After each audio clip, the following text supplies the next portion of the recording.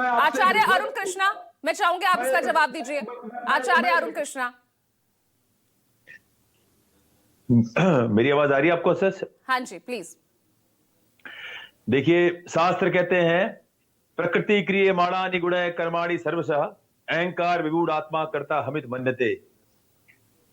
अहंकार भरा शरीर ये मान लेता है कि कर्ता वही है। तो यहां पर कर्ता क्या है कि एक व्यक्ति, देखिए इस बात का मैं पूरी तरह से विरोध करूंगा अभी मुक्तेश्वरानंद जी का, कि उन्होंने आदित्य योगीनाथ को हुमायूं अकबर जैसे आतंकवादियों से उनका तुलना करी, उनको नाम दिया। ये बहुत ही निंदनीय है। ये विरोध मैं करूंगा अभी मुक्तेश्वरानंद जी के लिए। उन्हें ऐसा नहीं कह सकते। आदित्य योगीनाथ हमारे लिए प्रेरणा स्रोत है। अच्छा। अब बात आती है कि जो घटना वहां पर घटी, घटना जो घटी, आप कारण कुछ भी हो, कारण कोई भी हो, आपको ये किसने अधिकार दिया कि आप छोटे छोटे पंडित बालकों को, बटुकों को, ब्रह्मचारियों की चोटियां खींचे, आप उनकी धोतियां फाड़े, आप उनको लठ से मारें? ये अधिकार आपको किसने दिया? कौन सी अधिकार, किस अधिकार के तहत आप ये करते हो कि आप उन बच्चों को, मैं देख रहा था, इतनी पीड़ादायक वो चित्र है कि आप उनको घसीट रहे, उनकी धोतियों को। जो निर्दोष बच्चे हैं, जिनको इस पूरी घटना के बारे में पता नहीं, केवल वो उनके अनुयायी हैं अभी मुक्तेश्वरानंद के, उनको घसीट घसीट के मार रहे हो, उनके जो धार्मिक वस्त्र है वो खींच रहे हो, उनकी सिका खींच रहे हो।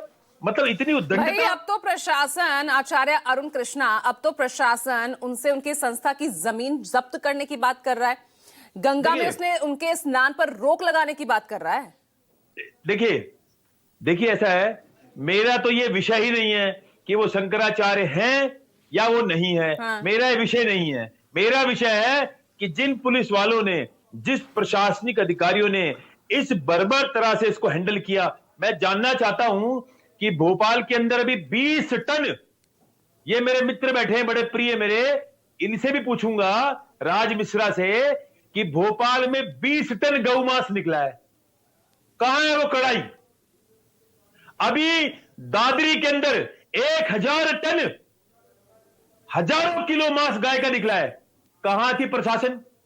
शाहीन बाग पे जिहादियों ने 3 महीने, जिहादियों ने, आतंकवादियों ने शाहीन बाग घेर के रखा। हमने देखा कि एम्बुलेंस निकलने का रास्ता नहीं दे रहे थे। हमने देखा कि लोग आसपास के जितने भी तो आचार्य अरुण कृष्णा, नहीं, मुझे बहुत अच्छा लगेगा कि अगर आप फिर इस बात का भी जवाब दीजिए कि आखिर प्रशासन को अधिकार है उनसे ये पूछने का कि वो शंकराचार्य है या नहीं है।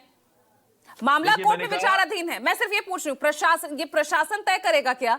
अधिकारी तय करेंगे कि वो शंकराचार्य है या नहीं? हमें समझने की आवश्यकता है कि आदित्य योगीनाथ केवल मुख्यमंत्री नहीं है, वो खुद में भी संत है।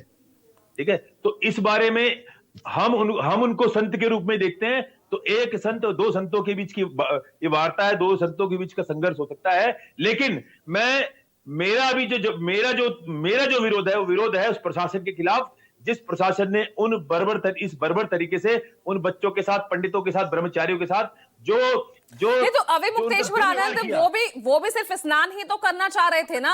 महाकुंभ के मेले में उन्होंने अन्य शंकराचार्यों के साथ भी तो स्नान किया था, तब तो कोई सवाल नहीं उठा।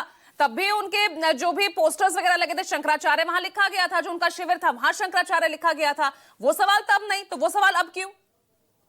ये लड़ाई पुरानी है। ये लड़ाई 301, देखिए हमारे जो ये अभी मुक्तेश्वरानंद जी हैं, कहीं ना कहीं ये बाकी पार्टियों से प्रभावित रहते हैं और 365 दिन सरकार की व्यवस्थाओं को उनका आलोचना करते हैं। वो सारी बातें अलग है। मैं खुद व्यक्तिगत रूप से तो इसीलिए ये सब हो रहा है, उनके साथ उनको टारगेट किया जा रहा है। विपक्ष तो यही कह रहा है। मैं स्वयं पर व्यक्तिगत रूप से अभी मुक्तेश्वरानंद जी के विचारधाराओं से सहमत नहीं रहता, लेकिन वो गौ भक्ति की बात करते हैं, वो गौ सेवा की बात करते हैं, वो गौवंश को राष्ट्रीय धरोहर घोषित करने की बात करते हैं, वो गौ कटरी है उसकी बात करते हैं। यदि वो ये विषय उठा रहे हैं तो इस सरकार को उसका संज्ञान लेना चाहिए और आपको कोई अधिकार नहीं होता। हाँ, यदि वो बाधा दे रहे हैं प्रशासन में, वहां के किसी भी व्यवस्था में, तो आप उनको सह सम्मान सबको गाड़ी में भर के, जैसे बहुत सारे आंदोलनों को दबाया जाता है, बंद किया जाता है, आप गाड़ी भर के ले जाइए। आप ये लट्ठे निकाल के आप लोगों की शिकायत थोड़ी खींचोगे पंडित बच्चों की। बिल्कुल। अब